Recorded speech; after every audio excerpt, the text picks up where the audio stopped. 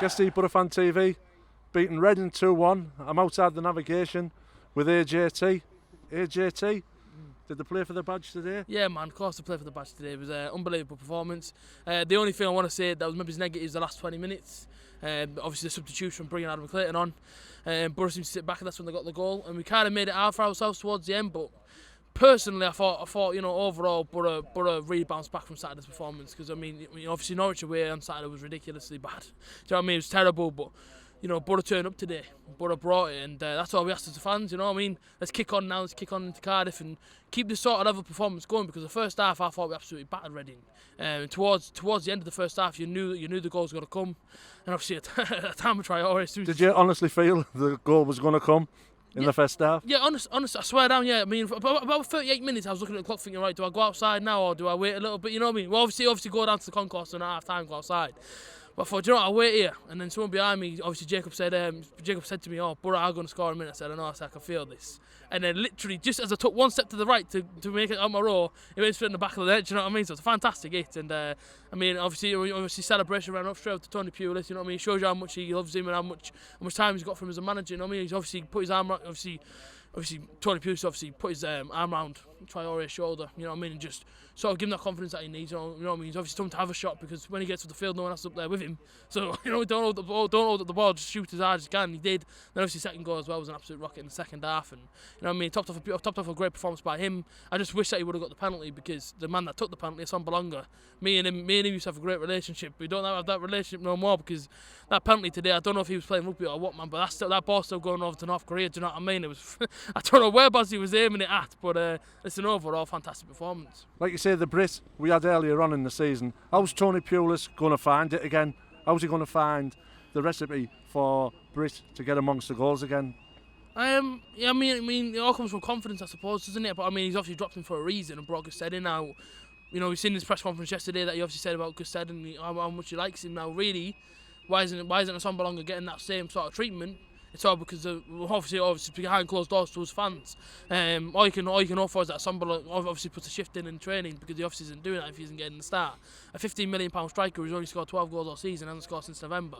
That speaks elements to the new manager. I know Gusted isn't obviously amongst the goals at the minute, but he's obviously got more faith in him than what he does Belonga. So Belonga's obviously got to work harder in training, and he's obviously got to prove a point. And it's, if I was in his shoes, and obviously if I was a £15 million striker with 12 goals, I'd work my backside off to get in that team every single week, because obviously you know what I mean. It's all about playing for the badge at the end of the day.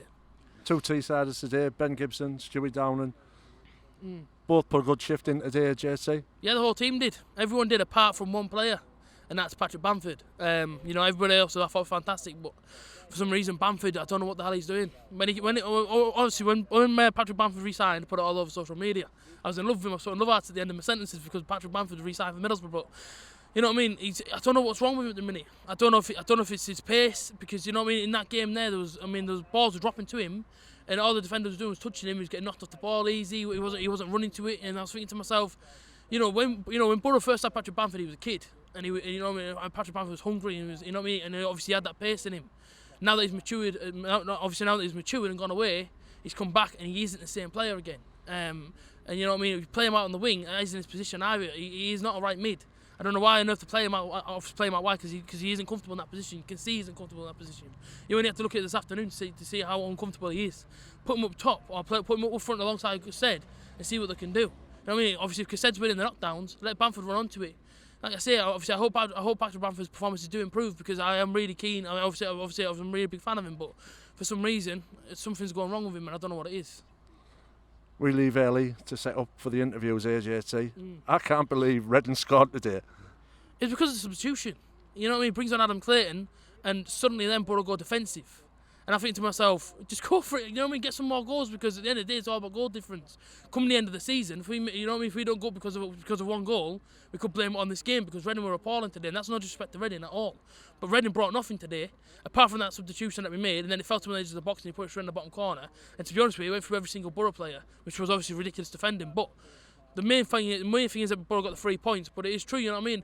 For some reason, Boro made it hard for themselves today, in a game that really we didn't have to make it hard for ourselves today, because we absolutely battered Reading. You know what I mean? They brought nothing, and that's no disrespect to them at all, but they were really, really poor. And it was almost watching the same Reading we watched back in the Medeski earlier in the season. You know what I mean? Reading, for some reason, this season, compared to last season, in the Championship, they were the team to watch. They were the team in form. But for some reason this season, obviously they haven't hit the ground running. Now, we don't know what that is. And obviously I'm not bothered because I'm a Boro fan. And you know what I mean? Obviously I feel they're like 6 points off relegation. If you go down, enjoy League One. And that's all I'm going to say on the matter. If Boro go up, I'm going to party and that's it. But for some reason today they brought nothing. The reason why they scored is, I think it's personally because of the substitution. We were too defensive. We've had a season out of the Championship. We've been back it since August. Do you feel as if the quality's dropped AJT with some of the sides that we've seen coming to the Riverside? I don't think Boro are too good for him. You know what I mean? People call us a mighty Boro, and that's why. Because on our day we can turn teams over. We can make you look stupid.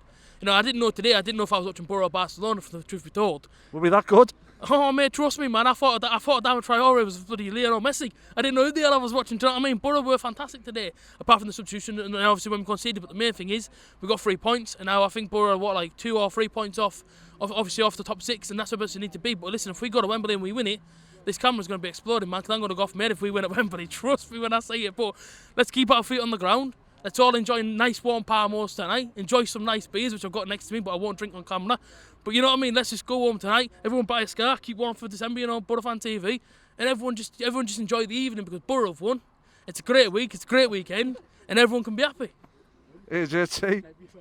Yeah, up the Boro, you get me. Thanks for coming on BoroFanTV.